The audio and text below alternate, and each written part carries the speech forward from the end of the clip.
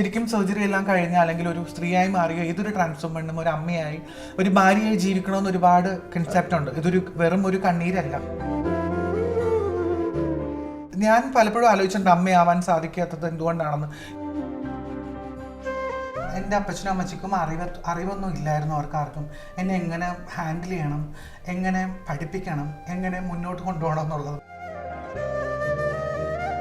ഞാനൊരു ഫിഷർമാൻ, ഒരു മത്സ്യത്തൊഴിലാളിയുടെ ഒരു വ്യക്തിയായിട്ട് അവർക്ക് അറിയില്ല ജെൻഡർ എന്താണ്, ട്രാൻസ്ജെൻഡർ എന്താണ്, അല്ലെങ്കിൽ അത്തരത്തിലുള്ള ഒരു പ്രശ്നങ്ങളല്ല.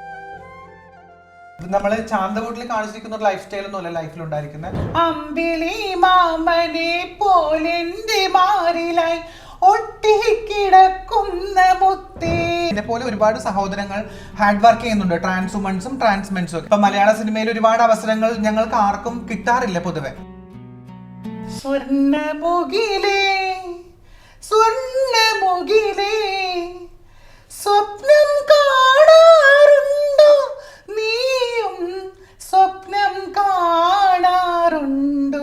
ജാൻമണിയുടെ സ്വർണ്ണമുകിലിനെ ജാൻമണി എന്റെ ഗുരുവാണ് ശരിക്കും പറഞ്ഞാല്. ഇത് ഇന്നത്തെ കാലഘട്ടത്തിൽ പറയേണ്ട ഒരു സബ്ജക്റ്റ് ആണ് ശരിക്കും പറഞ്ഞത്. ബോളിവുഡ് ഇന്റർനാഷണൽ ഫിലിം ഫെസ്റ്റിവലിൽ നമ്മുടെ ഫിലിമിന് ബെസ്റ്റ് ആക്ട്രസും സെക്കൻഡ് ഫിലിമും കിട്ടിയിരുന്നു.